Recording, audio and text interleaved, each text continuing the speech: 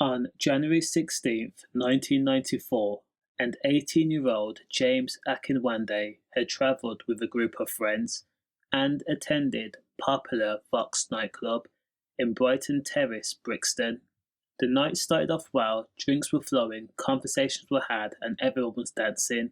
Live acts had performed, but the popular Vox nightclub, which was known for being a hot spot for gangs activity from different parts of London, multiple brawls had broken out.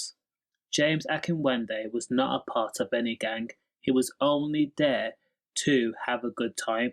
So when trouble started, he avoided conflict. Now James Akinwande and his friends decided to leave Vox after Venders says that they needed to shut the event down due to the multiple brawls.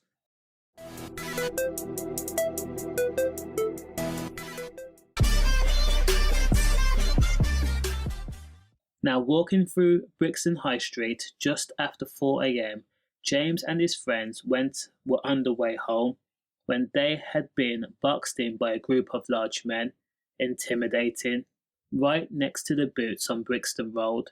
The aggressors then charged at James and his mates.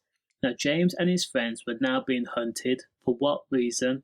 The 18-year-old young man did not know, and James was barely an adult. Still, he had the fortitude and the mindset to know that he was in danger, so he ran.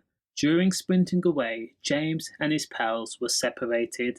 Sadly, everyone followed James. Now James could not open the distance between him and the people that were chasing him, and worst of all, they were armed.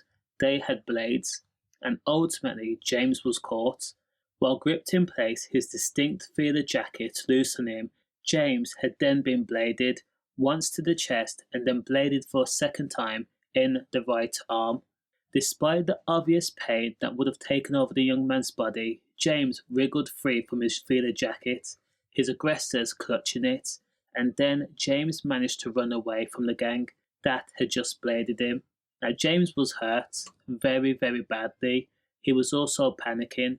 A trail of red staining the pavement which marked his movements. James then ran towards a police van parked in Brixton Road and begged and pleaded for help. Police officers administered first aid and they tried to plug the wounds and then called for an ambulance. James was taken to King's College Hospital as a matter of urgency, but sadly the 18-year-old James Akinwande was soon pronounced dead. When police investigated the incident and they implored the general public to help and bring those people responsible to justice, the residents in Brixton refused to come forward with information. There was strictly no grassing. And while a mum and dad's heart broke, they tried to come to terms with not being able to see their son again, hear his laugh or see him walk through the front door or even prepare a meal. They could not understand why a gang would hunt down their son with a blade and then kill him in such a popular and busy area for no reason. 30 years has since passed and the M still remains unsolved.